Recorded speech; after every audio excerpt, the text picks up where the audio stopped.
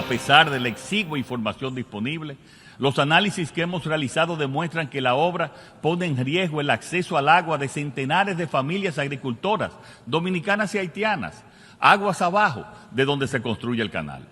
Además, el proyecto pone en peligro de inundación tanto el Parque Industrial Codevi, 300 metros aguas abajo del canal, y a sus 19,000 trabajadores haitianos, como también a una parte de los habitantes de las ciudades fronterizas de Dajabón y Juana Méndez. Y como si fuera poco, tendría efectos ecológicos nocivos afectando la laguna de Saladilla, una de las principales humedales de la República Dominicana. Muy buenas noches, República Dominicana. Así comenzamos una vez más. Atención, país. Quise comenzar con este fragmento del discurso del presidente de la República en la ONU. Él hace una sinopsis histórica de cuándo, cómo comenzó el famoso canal que pretende desviar las aguas del río Masacre. Y en este cuadro de apenas 45 segundos explica la dificultad que pudieran provenir o que estarían en juego en todo esto con el tema del río Masacre. Y ahí me paro y hago una especie de reflexión. Escuchando al presidente su disertación en Naciones Unidas y alguna posición de algunos de los líderes políticos de la República Dominicana, cuánta pobreza en dilucidar temas, en análisis de los temas nacionales que realmente le interesa a la población. No es extrañar la posición del presidente Leonel Fernández, que tiene unas opiniones en algún momento totalmente diferentes a cosas que él ha dicho anteriormente, o que ha hecho incluso. Él ha jugado durante mucho tiempo con esto. El tema es más delicado porque de lo que se trata es, ya no estamos hablando de un tema de honor del pueblo dominicano, sino de un tema de seguridad. No solamente de seguridad en la frontera, sino un tema también económico que representa para la agricultura y los agricultores de la zona. Y obviamente para el país. Tristeza de la actitud ríspida con que Leonel Fernández ha tratado este tema. Pero lo peor no es eso. Lo peor es que lo que señala esto, lo que nos deja ver esto, es que no hay propuesta de parte de la oposición política en la República Dominicana. Y al no haber propuesta, y al estar en una condición realmente tan lejana y tan cerca de las elecciones, entonces viene el acto de desesperación. Obviamente que el famoso pacto que tanto se celebró la oposición, que se ha caído, que se ha disluido, y el cual el propósito de Leonel es mantenerse, aunque sea en un lejano segundo lugar, al Partido Revolucionario Moderno y sobre todo a su candidato Luis Abinader.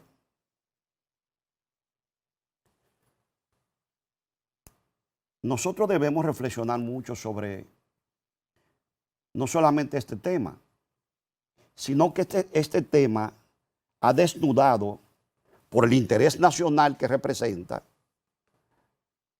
las verdaderas aspiraciones de la oposición política y sobre todo de la Fuerza del Pueblo y Leonel Fernández. La verdadera posición en cuanto a lo que debe ser un partido político en momento de la defensa de la soberanía nacional, de la economía nacional.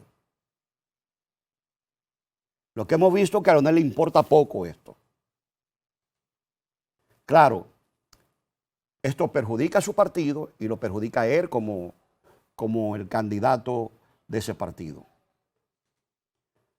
Al final de todo esto, o contrastando con esta situación, nos damos cuenta que Luis Abinader, lamentablemente para la oposición política, ha venido aumentando en el deseo de voto de la ciudadanía.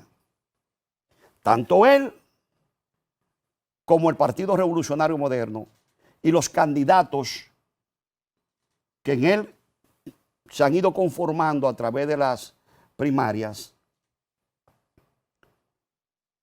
que se ven en una ventaja, en una gran ventaja, referente a los precandidatos o posibles candidatos de la oposición para las elecciones congresionales y municipales.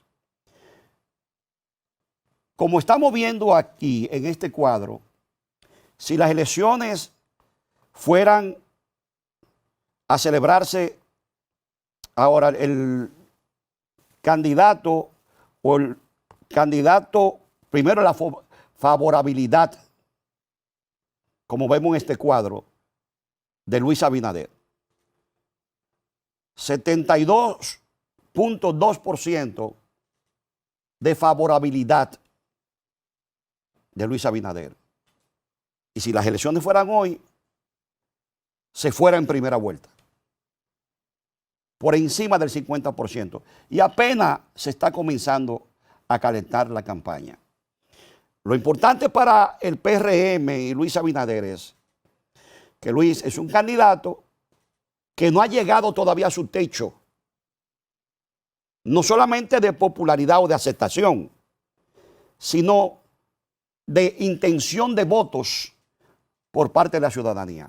Y eso obviamente que tiene que preocupar a la oposición política. Mala suerte para ellos. Si le podemos llamar mala suerte. Si vemos el próximo cuadro, ahí podemos ver que ese 51%, comparado con el 21% de favorabilidad, o no de favorabilidad, de intención de votos de parte de la ciudadanía a Luis Abinader, anda por encima del 51%. 51%. Si vemos la fuerza del pueblo, un 21.1%. Ha bajado.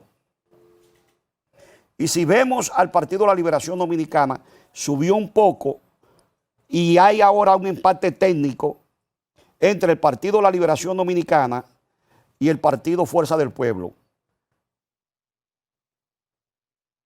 ¿Qué significa esto? Que si usted suma al Partido de la Liberación Dominicana y a la Fuerza del Pueblo,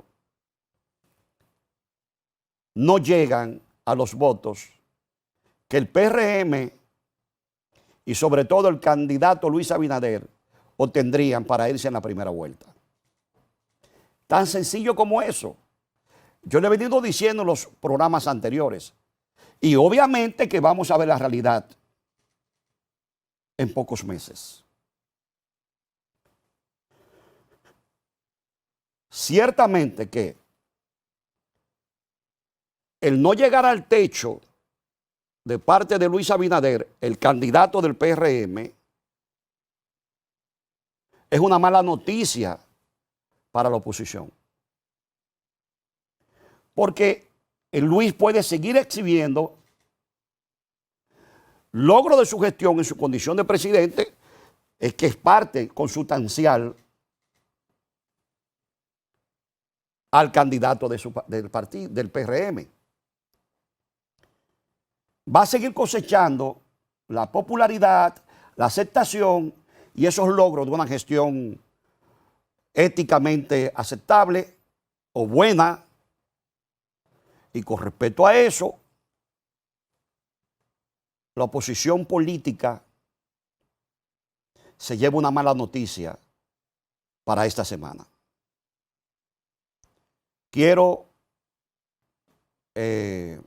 solidarizarme con la familia de Alvarito Albelo, de Álvaro Albelo, don Álvaro Albelo.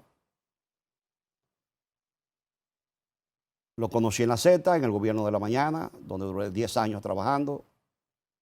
Recuerdo realmente sus consejos. Teníamos unas afinidades, unos vínculos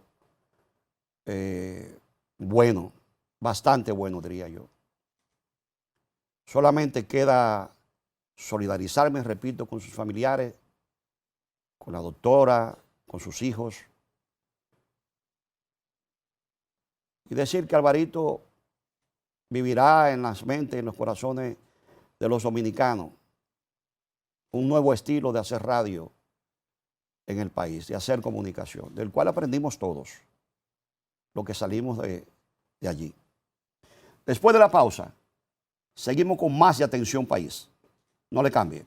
Vamos a estar conversando con el ministro de Vivienda y Planificación y Edificación, Carlos Bonilla.